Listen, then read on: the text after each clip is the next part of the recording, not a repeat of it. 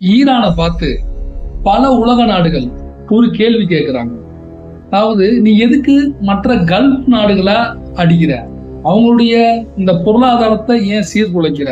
அவங்களுடைய இன்ஃப்ராஸ்ட்ரக்சரை ஏன் காலி பண்ற? இதெல்லாம் தப்பு ஈரான், நீ பண்றது ரொம்ப தப்பு, நீ இதோட நிறுத்திக்கோ அப்படின்னு சொல்லக்கூடிய இந்த உலக நாடுகள் இஸ்ரேல் லெபனான அந்த அடி அடிக்கிறாங்க.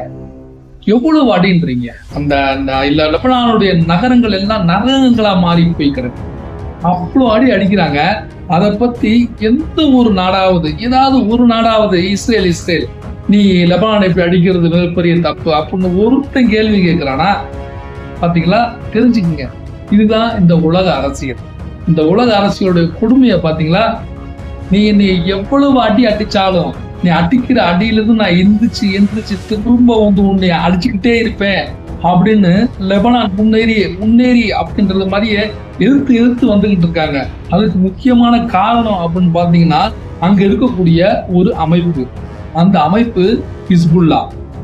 இந்த ஹிஸ்புல்லா அமைப்பை பற்றிய ஒரு சிறிய முன்னோட்டத்தை நாம இந்த வீடியோவில் பார்க்க போறோம்.